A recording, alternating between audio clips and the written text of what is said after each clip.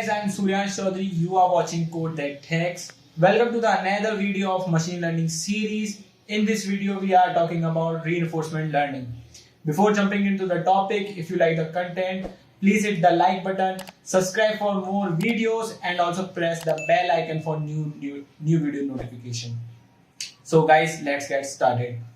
So coming to the reinforcement, if you see the word reinforcement, which is basically means it's the process of encouraging or pattern behavior.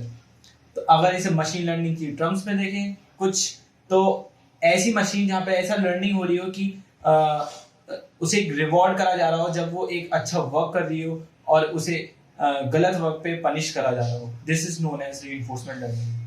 तो कैसे उस machine को पता लग रहा है, और अगर पता लग रहा है यानी कि उसके पास ट्रेनिंग डेटा सेट्स है, तो it's comes under supervise learning. तो उससे कैसे डिफरेंट हुआ सुपरवाइज लर्निंग से रीइंफोर्समेंट लर्निंग, वो देखते हैं. सुपरवाइज लर्निंग में हमने देखा कि वहां पे ट्रेनिंग डेटा सेट्स थे जहाँ पे इनपुट और आउटपुट की डिजायर पता था हमें कि ये इनपुट देंगे तो ये आउटपुट हमें मिलेगा. बट यहाँ पे एजेंट्स प्रेजेंट होते हैं, यहाँ पे ट्रेनिंग डेटा सेट्स नहीं होते. हम क्या करते हैं, इनपुट हम देते हैं मशीन को, और उस समय एजेंट्स क्या करते हैं, उस चीज को प्रोसेस करते हैं और एक मैक्सिमम रिवॉर्ड, कोई भी एक आउटपुट रिपीट करता है, और जैसे उसे एक मैक्सिमम रिवॉर्ड का एक आउटपुट मिलता है, सूटेबल आउटपुट, वो हमें शो करता है. So this is known as reinforcement learning. इसे समझने के लिए और अच्छे से एक एग्जांपल लेते हैं. ये एग्जांपल में एक प्रॉब्लम है, मतलब एक गेम टाइप है जिसके अंदर हम देखेंगे वो कैसे सॉल्व कर रहा है उस चीज को. तो let's see on my screen.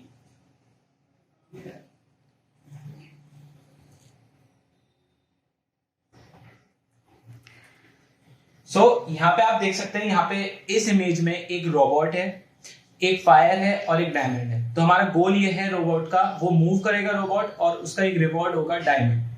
उसके बीच में एक हडल है जो कि है फायर, मतलब उसके रुकावट आएगी जब वो हडल के पास जाएगा. तो एक सही पाथ लेने पे उसे रिवॉर्ड करा जाएगा, एक एक स्टेप पे रिवॉर्ड होगा. अगर वो हडल से गुजरता है उसे एक माइनस पॉइंट मिलेगा, तो वहां पे पनिश करेंगे. तो हमारा हमें देखना क्या है कि हमें एक मैक्सिमम आउटपुट चाहिए, और जिसमें कि कौन सा सूटेबल और लीस्ट पाथ की वो क्रॉस करे और रिवॉर्ड जीत जाए. तो इसमें सारे स्टेप्स कवर करेगा एक एक के बाद, मतलब हडल के पास भी जाएगा, वो पनिशमेंट देगा उसे मशीन, और हम फिर वो दूसरा पाथ चूज करेगा जहां से वो ऑब्स्टेकल से दूर होता हुआ जाएगा, जो कि फायर है, वहां पे उसे रिवॉर्ड मिलेगा, और एक लीस्ट पाथ कवर करने पे उसे एक रिवॉर्ड मिल जाए, वो हमें एक सूटेबल आउटपुट दे देगा. तो this is known as reinforcement learning. जैसे जैसे हम गेम का लेवल बढ़ाएंगे इसमें वो इंक्रीज होता चले जाएगा. सो हमने देखा कि कैसे एक गेम में हम रीइंफोर्समेंट लर्निंग यूज कर रहे हैं एक सूटेबल आउटपुट देखने के लिए. अब चलिए इसके एप्लीकेशंस देखें. तो इस समय रीइंफोर्समेंट लर्निंग जो यूज हो रही है वो वाइड यूज हो रही है सेल्फ ड्राइविंग कार्स में. कैसे, वहां पे as it is reinforcement learning नहीं, वहां पे डीप रीइंफोर्समेंट लर्निंग यूज हो रही है. डीप रीइंफोर्समेंट लर्निंग क्या करती है, ऑप्टिमाइजेशन कर देती है लेन चेंजिंग में, और डिटेक्शन के लिए कोई ह्यूमन आ रहा है तो वहां पे रुकना है उसे, क्या करना है. तो this is known as application of reinforcement learning. Natural language processing में भी वहां पे काफी ज्यादा यूज हो रहा है इस चीज का. थर्ड हम देखें तो आपका गेम्स में कोई भी एक रोबोटिक गेम या एआई बेस्ड गेम में वहां पे ये सबसे ज्यादा यूज हुआ जा रहा है.